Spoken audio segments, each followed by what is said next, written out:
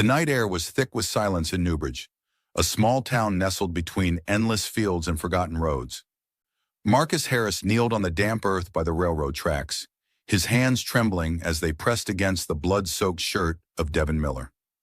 Devin's eyes were half open, his breath faint, but there was a distant look in his gaze, as if he had already begun slipping away. "Devin, please," Marcus whispered, barely audible, his voice cracking under the weight of disbelief and despair. The blood on his hands felt warm, sticky, a grim reminder that time was running out. Devin's body lay limp in Marcus's arms, lifeless. The soft hum of the distant train only amplified the eerie stillness around them. Lawrence Harris, Marcus's father, stood a few feet away, the gun still clutched in his hand.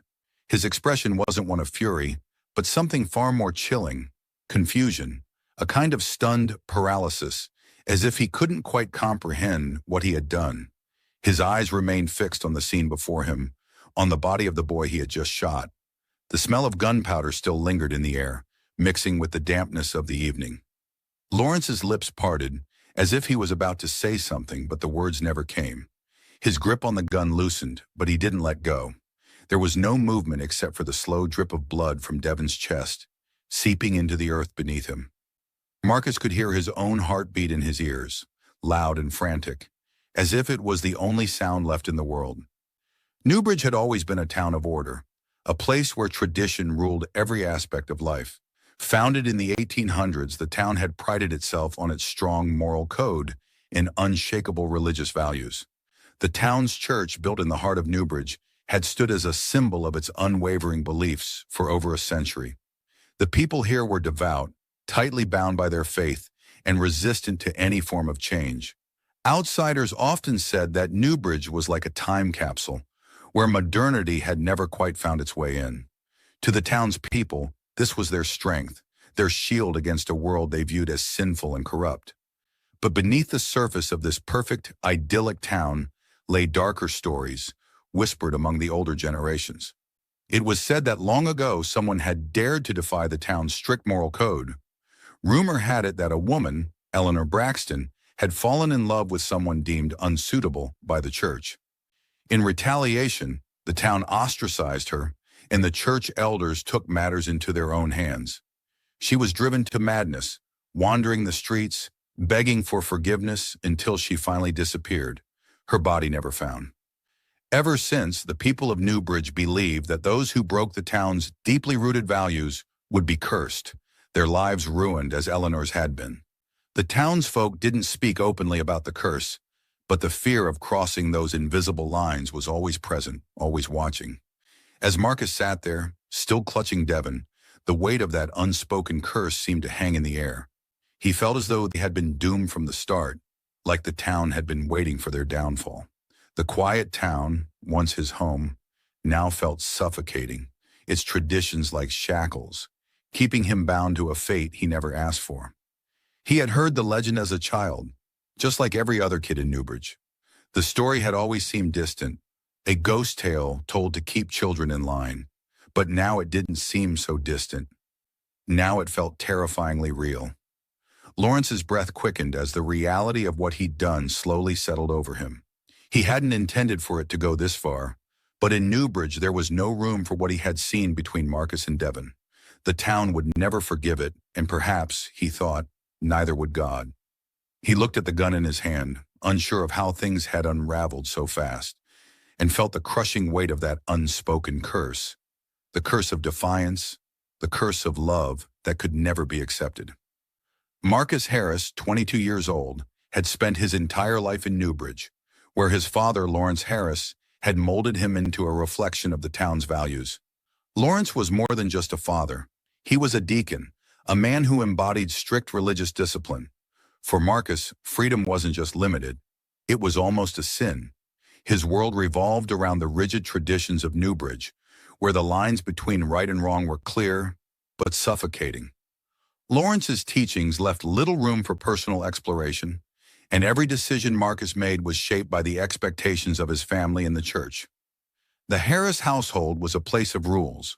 From early childhood, Marcus had been taught to attend every Sunday service, help with church events, and never question authority. Lawrence had an iron grip on Marcus's future. He envisioned his son becoming a pillar of the community, marrying a local girl, and continuing the legacy of religious devotion. Personal freedom, especially in matters of the heart, was considered dangerous and wrong. But Marcus harbored a secret yearning for something more, something beyond the rigid structure of his father's world. Meanwhile, Devin Miller, 20 years old, had just recently moved to Newbridge with his family. He had grown up in a larger city where life was more open and freedom was something he had taken for granted. His family wasn't religious like the Harrises, and their emotional distance left Devin feeling lonely. His parents, more concerned with their careers than with raising their son, often left Devin to navigate life on his own. This emotional gap made Devin feel like a stranger, even within his own home. But moving to Newbridge only intensified his isolation. The town's rigid structure and conservative views clashed with everything Devin had known. He had been used to blending into the crowd, but in Newbridge, every newcomer was scrutinized. The whispers about him being different were subtle at first, just curious glances and brief conversations. But as time passed, the small-town gossip grew louder. He found no comfort at home, where his parents, distant as ever, ignored the struggles he was facing in adapting to this new life. Devin discovered the Newbridge bookstore on an afternoon walk, hoping to escape the eyes of the town's judgmental residents. The bookstore quickly became a sanctuary, a place where he could hide among the shelves and lose himself in stories that offered a world far different from Newbridge. It was the only place in the town that felt like his, where he could momentarily forget about the expectations that weighed on him.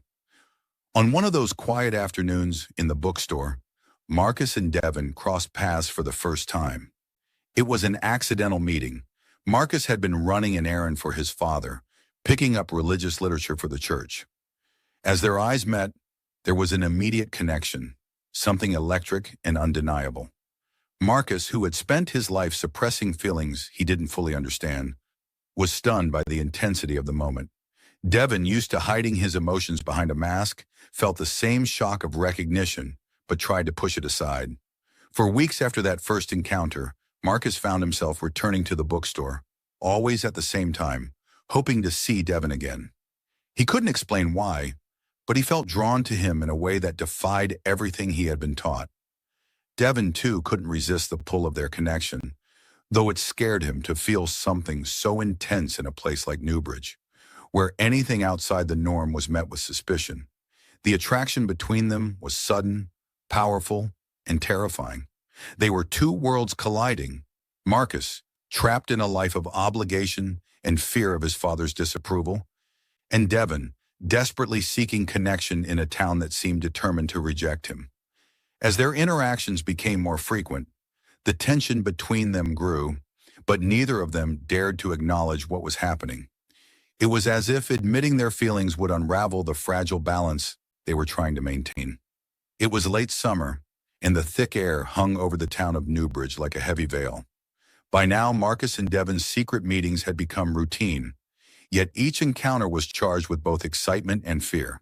Their connection, once innocent and tentative, had grown into something deeper, more intense, something neither of them could resist, despite the looming dangers. That evening, they met by the edge of the woods, just outside town, near the old path that led to the abandoned train tracks. It was a place rarely visited by the townspeople, making it one of the few spots where they could meet without the constant threat of being seen. The tall trees shielded them from the world, and for a few hours, they could forget the rigid boundaries of Newbridge. Marcus leaned against a tree, his heart racing, as Devin approached from the shadows. The stillness of the forest around them was broken only by the sound of their breathing and the distant rustling of leaves. Every time they met, the fear of exposure gnawed at them, but it only made their moments together more urgent, more passionate. They spoke in whispers, careful not to let their voices carry too far, as though even the wind might betray them. One night, after closing hours, they met again in the back room of the bookstore, a quiet sanctuary they had come to cherish. The air inside was thick with the smell of old books and dust, the only light coming from a small lamp on the counter. Devin moved confidently through the space, but Marcus, always more cautious, couldn't shake the feeling that someone might be watching. The town had eyes everywhere. Caldwell, a man in his late 40s with a calm, measured demeanor, opened the conversation with a familiar tone. "Marcus, your father tells me you've been struggling to find your path. This is normal, of course, but we must always remember that our actions reflect not only on ourselves, but on our families and our community." Lawrence nodded in agreement, his eyes fixed on Marcus. The pressure in the room was palpable. Caldwell continued, his words smooth but pointed. "You know, the world outside Newbridge can be tempting. It's easy to lose sight of what matters most: faith, duty, family." But Marcus noticed something in Caldwell's tone, a subtle hint of understanding that made him uneasy. It was as if the pastor was suggesting that Marcus wasn't alone in his struggles, that maybe even he had been tempted by the same forces. The tension between Marcus and his father only grew after the consultation. Lawrence, more determined than ever, began imposing stricter rules at home. Marcus was required to attend every church meeting, help with community events, and participate in daily prayers, all while under his father's watchful eye. Lawrence even took it upon himself to involve Marcus in church leadership activities, hoping to immerse him deeper into the town's values. Marcus, suffocated by the increasing control, withdrew further. But behind the scenes, something else was happening. Marcus's interactions with Pastor Caldwell began to take on a different tone. During a second consultation on a quiet evening, Caldwell asked Marcus to stay behind after Lawrence left. As soon as the door closed, the pastor's demeanor shifted. He leaned forward, his voice lowering. "Marcus," he said, "I can see the weight you're carrying, and I want you to know, faith is important, yes, but you have to find your own way." Marcus was stunned. This was not the sermon he had expected from the pastor who had just lectured him in front of his father. Pastor Caldwell, it seemed, had his own view of freedom, though it remained hidden from the public eye. He hinted at having been in Marcus's position once, subtly suggesting that the path of tradition was not the only option. It was a dangerous contradiction to the life Lawrence wanted for Marcus, and Marcus found himself even more confused, unsure of whom to trust. As the weeks passed, the pressure from Lawrence became unbearable. Marcus was forced to go through the motions of church life while grappling with the internal turmoil caused by the conflicting messages he was receiving. On the surface, Pastor Caldwell remained a moral authority, but in private, he encouraged Marcus to think for himself, to consider choices that went beyond the narrow scope of Newbridge's traditions. Yet Caldwell's support was fleeting, and he offered no concrete solutions, leaving Marcus to navigate a path that felt more uncertain than ever. The town continued to watch, their whispers growing louder. People noticed that Lawrence was becoming more aggressive in his attempts to keep Marcus in line, and the more Lawrence tightened his grip, the more Marcus pulled away. The clash between father and son was becoming inevitable. Tony Wallace, Devon's former classmate, stumbled upon the truth by accident. He had always been somewhat of an outsider, not quite fitting into the tight-knit circles of Newbridge. Known for his sharp instincts and ability to manipulate situations to his advantage, Tony overheard a conversation between Marcus and Devon at the bookstore. At first, it was just a suspicion, but after watching them closely for several weeks, he pieced together the truth about their secret relationship. Tony's motivations, however, were far more complex than simple blackmail for money. He wasn't interested in cash. He wanted leverage, something he could use to manipulate the town's social dynamics to his advantage. He saw this secret as the perfect opportunity to wield power over Marcus and Devon. Tony confronted Devon alone after a shift at the bookstore. At first, he played the role of the concerned friend. "I know about you and Marcus," he said casually, leaning against a bookshelf as Devon froze, his face turning pale. Tony assured him that he wasn't there to judge. In fact, he pretended to offer support, claiming he understood how difficult it must be to keep such a relationship hidden in a place like Newbridge. But beneath his feigned sympathy, Tony was playing a deeper game. He hinted at the consequences of their secret being exposed, but never outright threatened to reveal it. Instead, he offered Devon a twisted form of protection, help in exchange for Devon giving him information about Marcus's family, specifically Lawrence, who was a key figure in the community. Tony aimed to stoke the tensions between father and son while positioning himself as a hidden ally. Behind Devon's back, Tony began sowing seeds of doubt in Lawrence's mind. In subtle conversations after church, Tony hinted that he had noticed Marcus's strange behavior and suggested that maybe Marcus was falling under bad influences. Without directly implicating Devon, Tony stirred Lawrence's suspicions further, pushing him toward taking drastic action. His goal was to destabilize the Harris family from within, knowing that Lawrence's wrath would soon follow. Tony's manipulations were the perfect catalyst for the tragedy that was beginning to unfold. Devon's home life had never been easy.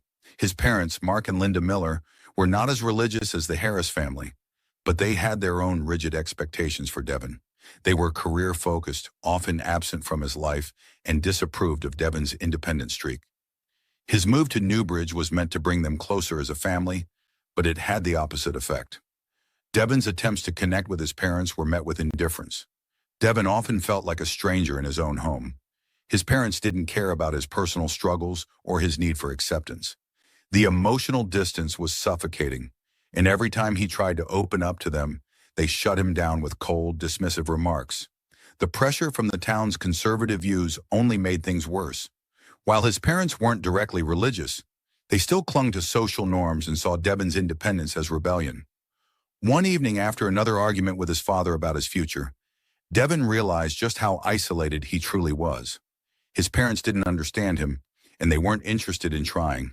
The only person who made him feel seen and understood was Marcus. But even their relationship was fraught with secrecy and danger. This isolation deepened Devon's connection to Marcus, who became his only source of comfort and real emotional connection.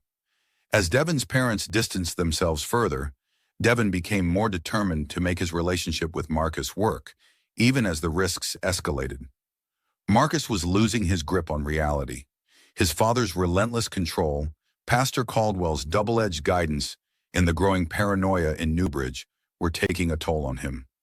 The fear of being exposed had become unbearable, and at night Marcus began experiencing vivid nightmares.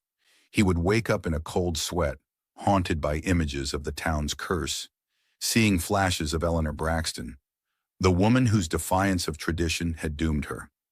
In his dreams, it felt as if the town itself was closing in on him, like an invisible force that wouldn't let him escape. As Marcus's mental state deteriorated, he began to have hallucinations. The whispers of the townspeople seemed louder. The eyes of strangers felt like daggers, and sometimes he could swear he saw the shadowy figure of Eleanor, watching him from the distance.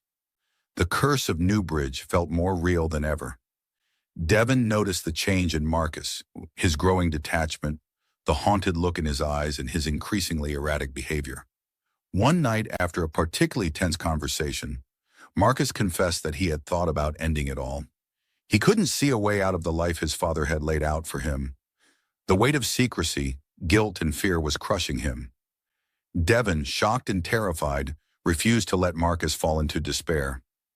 "We can leave," Devon insisted. "We can run away, be together, somewhere far from here."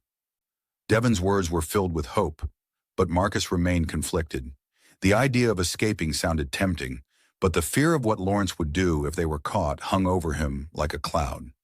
Nevertheless, Devon's determination sparked something in Marcus. They began quietly planning their escape, hoping to leave Newbridge behind and find freedom elsewhere. Tony's manipulations had reached their peak. Through careful hints and suggestions, he had fed Lawrence's suspicions about Marcus's behavior. Lawrence, now convinced that Marcus was hiding something serious, became more controlling and volatile. Tony, meanwhile, continued playing both sides, keeping Devon close while subtly pushing Lawrence toward confrontation. One evening, Tony let slip a crucial piece of information to Lawrence. "I've seen Marcus with someone who doesn't belong in this town," Tony hinted, planting the final seed of doubt in Lawrence's mind. Lawrence's suspicions were confirmed when he discovered evidence of Marcus and Devon's plan to run away. Enraged and feeling utterly betrayed, Lawrence decided to take matters into his own hands. He couldn't allow his son to disgrace the family or the church. Fueled by fear and anger, Lawrence grabbed his gun and set out to confront Marcus and Devon, determined to stop them before they could leave Newbridge. The night was eerily still as Marcus and Devon stood by the train tracks, bags packed and ready to escape. They had chosen the late train, hoping the darkness would shield them from the town's watchful eyes. But as they waited, the sound of footsteps broke the silence. They turned to see Lawrence emerging from the shadows, his face twisted with fury, a gun in his hand. The confrontation that followed was filled with raw emotion.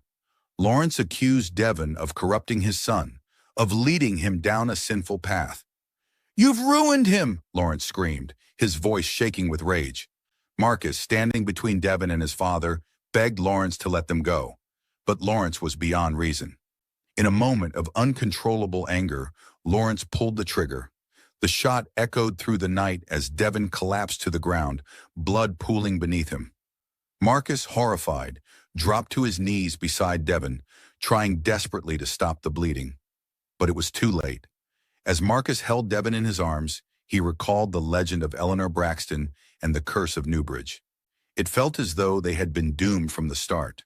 The wind howled, the moonlight casting long shadows across the ground, and in the distance, the whistle of the approaching train seemed like the final toll of fate.